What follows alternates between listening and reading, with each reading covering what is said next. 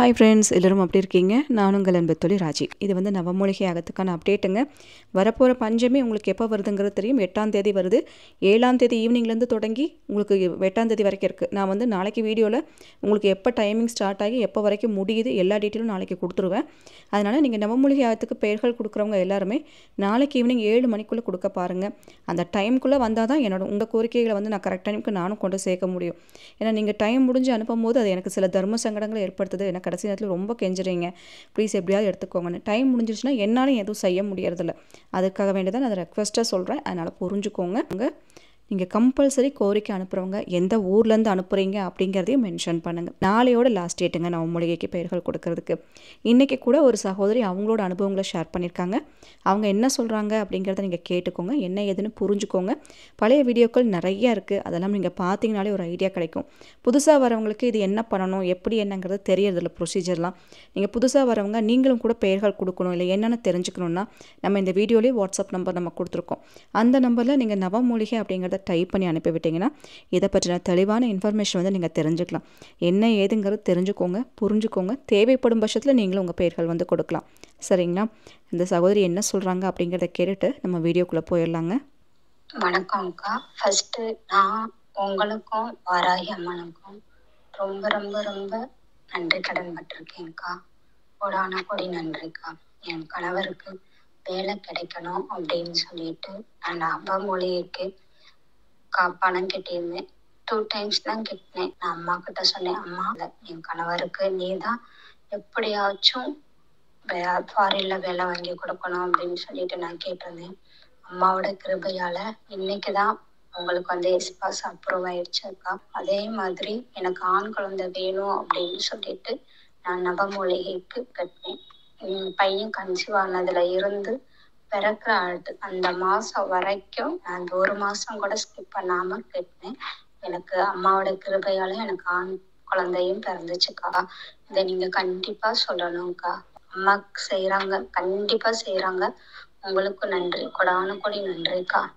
நன்றி சகோதரி. மனசுக்கே கேட்க ரொம்ப சந்தோஷமாக இருக்குது. இந்த சகோதரி தொடர்ந்து செஞ்சுட்டு வரவங்க. அதனால் அவங்களுக்கு ஒரு விஷயங்களாக முடிய அவங்க ஒரு விஷயத்துக்கும் பண்ணிட்டு வந்துட்டுருக்காங்க. அதுக்கு தகுந்த மாதிரியே வராகி அன்னையும் அவங்களுக்கு ஒரு விஷயத்துலையும் வெற்றியை கொடுக்குறாங்க. அம்மாவுக்கு நன்றிகளை சொல்லுங்கம்மா, அது போதும். நீங்களும் நம்பிக்கையோடு வராகி அன்னைக்கிட்ட ஒரு விஷயத்தையும் கேளுங்க. நிச்சயம் நம்பிக்கையோடு கேட்கும் பட்சத்தில் உங்களுக்கு விடைகள்ன்றது நிச்சயம் கிடைக்கும். சரிங்களா? இன்றைக்கி வந்து நான் சொல்ல போகிற ஒரு விஷயம் வந்து நம்ம வீடியோ பார்த்துருந்த ஒரு அண்ணா வந்துட்டு நம்ம வீடியோ நம்ம போடுறது எல்லாமே ரெகுலராக அந்த அண்ணா பார்த்துட்டு வந்துட்டுருக்காங்க. அந்த அண்ணா வந்துட்டு ஒரு இன்ஃபர்மேஷன் வந்து நமக்கு கொடுத்துருக்காங்க. இந்த இன்ஃபர்மேஷன் அவருக்கு யார் சொன்னதுன்னா அவருக்கு தெரிஞ்ச ஒரு வராகி உபாசகர் சொன்னதாக சொல்லி அந்த அண்ணா இன்ஃபர்மேஷன் நமக்கு கொடுத்துருக்காங்க. சரிங்களா? அதாவது நமக்கு எல்லாத்துக்குமே ஒரு பழக்கம் இருக்கும். ஒரு விஷயத்தில் ஒரு முடிவு எடுக்கும் போது சில நேரம் நம்மளாக சுயமாக சிந்திச்சு அந்த முடிவுங்கிறத வந்து நம்ம எடுப்போம். இன்னும் சில நேரம் வந்து கோவிலில் உத்தரவு கேட்கும் முறைன்னு ஒன்று இருக்குது. அது வந்து நம்ம எல்லாத்துக்குமே தெரியும். அது அவங்க குலதெய்வமாக இருக்கலாம், இல்லை இஷ்ட தெய்வமாக இருக்கலாம். ஒரு நல்ல விஷயம் நம்ம செய்கிறோம்னா அந்த கோவிலில் போய் அந்த சாமிக்கிட்ட வேண்டிட்டு இது செய்யலாமா வேண்டாமா அவங்கக்கிட்ட ஒரு உத்தரவை கேட்டுட்டு அவங்க பர்மிஷன் கொடுத்தோன்னே அந்த விஷயத்த நம்ம செய்கிற மாதிரி இருக்கும். இப்படியெல்லாம் கூட சிலருக்கு அந்த பழக்கம் வந்து இருக்குது. வராகி அன்னைக்கிட்ட உத்தரவு கேட்டு செய்கிற முறைன்னு சொல்லிட்டு இந்த அண்ணா வந்து சொன்னாங்க. கிட்டத்தட்ட 16 வருஷமாக இவங்க வராகி அன்னையை வந்து இந்த அண்ணா கும்பிட்டுட்ருக்காங்க. வராகி அன்னையை பற்றி அவ்வளவு இன்ஃபர்மேஷன் சொல்கிறாங்க. நமக்கே கேட்கும் போது அத்தனை ஒரு ஆச்சரியமாக இருந்துச்சு. வராகி அன்னையோட தீவிரமான பக்தர்மா. இது வரைக்கும் நான் ஜோஷியம் பார்த்தது கிடையாது, பார்த்ததே கிடையாதுப்பா.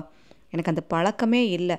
ஏன்னா அதற்கு காரணம் என்னென்னா வராகி அன்னை என் கூடவே இருந்து ஒரு விஷயங்களையும் இதை நீ இந்த டைமில் செய்ய, இந்த டைமில் நீ இதை செய்யாத, இதை நான் செய்யலாமா வேணாமா, இல்லை இவ்வளோ நாளில் இதை நீ செய்யன்னு சொல்லிட்டு ஒரு விஷயத்துக்கும் எனக்கு ஒரு உத்தரவுங்கிறத எனக்கு கொடுத்துட்டே இருக்காங்க.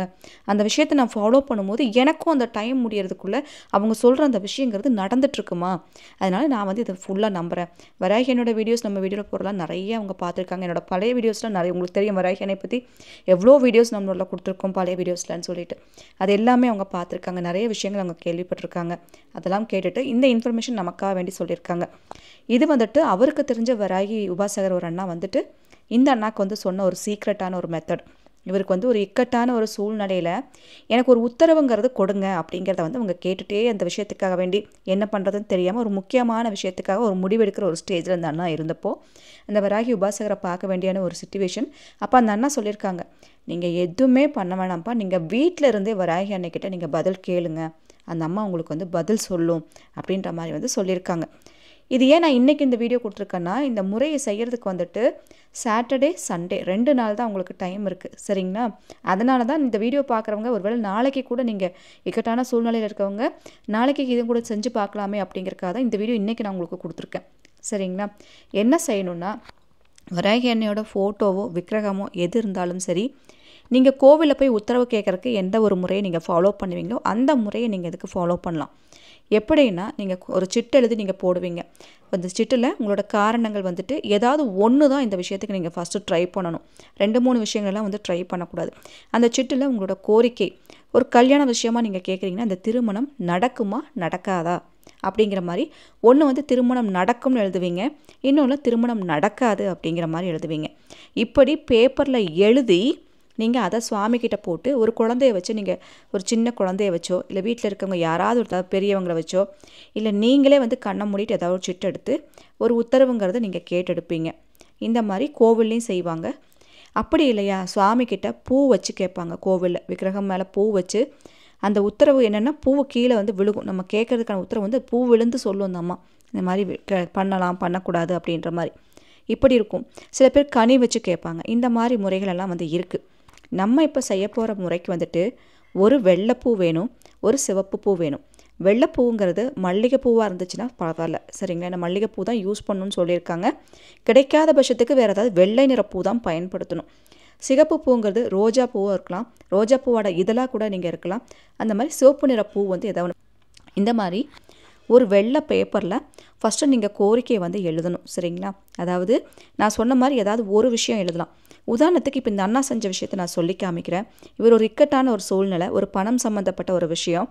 இன்னொரு 15 நாள் நான் வெயிட் பண்ணலாமாம்மா, 15 நாள் கழித்து எனக்கு ஒரு விடை கிடைக்குமா, 15 நாளுக்குள்ளே விடை கிடைக்கும், இன்னொரு பேப்பர் வந்து 15 நாளுக்குள்ளே விடை கிடைக்காது அப்படிங்கிற மாதிரி 2 பேப்பரில் தனித்தனியாக இப்படி எழுதி அதில் 1ல் வெள்ளைப்பூ 1ல் சிவப்பு பூ இப்படி வந்து வச்சுருக்காங்க. வெள்ளைப்பூங்கிறது பாசிட்டிவாக உங்களுக்கு வரும், சிவப்பு பூங்கிறது வந்து நெகட்டிவாக வருங்கிறது அர்த்தமாமா. இப்படி வந்து சொல்லியிருக்காங்க. ஸோ இந்த நல்ல விஷயத்தில் வெள்ளைப்பூ வச்சுட்டாங்க, நெகட்டிவாக வர விஷயத்தில் சிவப்பு பூ வச்சு இந்த பேப்பர் என்ன பண்ணியிருக்காங்கன்னா, வராகி அன்னை பாதத்தில் வச்சு அவங்க வேண்டியிருக்காங்க. வராகி அன்னை சிலை வச்சு அந்த பூவெல்லாம் வச்சு அலங்காரம் பண்ணும்போது அதுக்குள்ளேயும் வச்சுருக்காங்க. அதுவாக கீழே விடும், அப்படியும் நீங்கள் எடுத்துக்கலாம். இல்லைன்னா கீழே அம்மா பாதத்தில், ஏன்னா சிலை இல்லாதவங்க ஃபோட்டோவில் வச்சு அப்படி செய்ய முடியாதுல்ல. சில பேர் தீப வழிபாடு பண்ணுவீங்க. ஸோ அப்படி இருக்கவங்க கூட இந்த பேப்பரில் இப்படி மடித்து போட்டு உங்கள் வீட்டில் குழந்தைங்க யாராவது இருந்தாங்கன்னா அவங்கள எடுக்க சொல்லலாம். அப்படி இல்லைன்னா நீங்களே யாராவது ஒருத்தர் உங்கள் வீட்டில் இருக்கிறவங்க எடுக்கலாம், இல்லை நீங்களே கூட கண்ணை மூடிட்டு வந்து எடுக்கலாம்.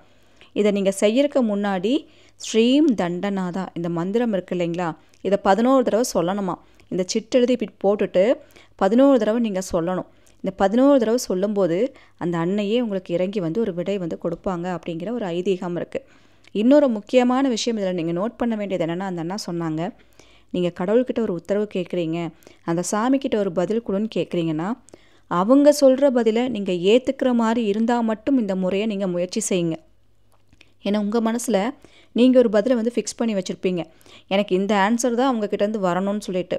சப்போஸ் அதுக்கு ஆப்போசிட்டாக வந்துடுச்சுன்னு வச்சுக்கோங்களேன், உங்களால் அந்த பதிலை வந்து ஏற்றுக்க முடியல. அப்படிங்கும் போது அவங்க கொடுத்த பதிலுக்கு மாறாக நீங்கள் ஒரு விஷயத்தை வந்து செய்யக்கூடாது. இதில் அப்படி செய்யும் போது சில விஷயங்கள் நெகட்டிவாக போய் முடியறக்கும் வாய்ப்பு இருக்குது அப்படிங்கிற மாதிரி சொல்லியிருக்காங்க. அதனால் சாமிக்கிட்ட நீங்கள் உத்தரவு கேட்க போகிறீங்க, வராகி அன்னைக்கிட்ட நீங்கள் கேட்க போகிறீங்கன்னா, அவங்க சொல்கிற எந்த ஒரு பதிலையும் உங்களால் அக்செப்ட் பண்ணிக்க முடியும் அப்படின்னா மட்டும் இந்த முறையை நீங்கள் முயற்சி செய்யுங்க. இந்த முறையை நீங்கள் செய்கிற அன்னைக்கு எந்த ஒரு நான்வெஜ்ஜும் நீங்கள் சாப்பிடக்கூடாது. இந்த முறையை செய்கிறப்ப நீங்கள் சுத்தமாக குளிச்சுட்டு நீங்கள் செய்யணும். காலையில் நேரம் 4:30 to 5 மணிக்குள்ளே இந்த முறையை நீங்கள் செய்யணும்.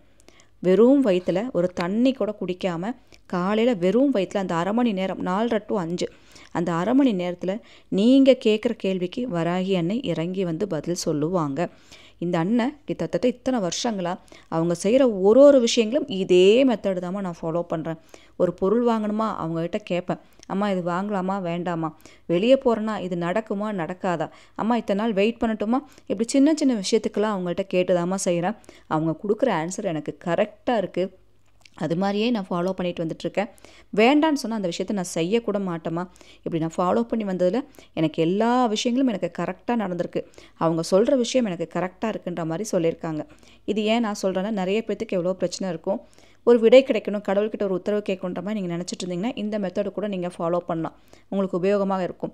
இந்த மந்திரம் ரொம்ப பவர்ஃபுல்லானது. ஸ்ரீம் தண்டநாதா. இதை சொல்லும் போது வராகியான இறங்கி வந்து உங்களுக்கு ஒரு விடை கொடுப்பாங்க. 11 முறை வந்து நீங்கள் சொல்லணும். உங்களுக்கு விடை கிடைக்கணுன்றக்காக வேண்டி நீங்கள் ரொம்ப நேரம்லாம் வெயிட் பண்ணக்கூடாது.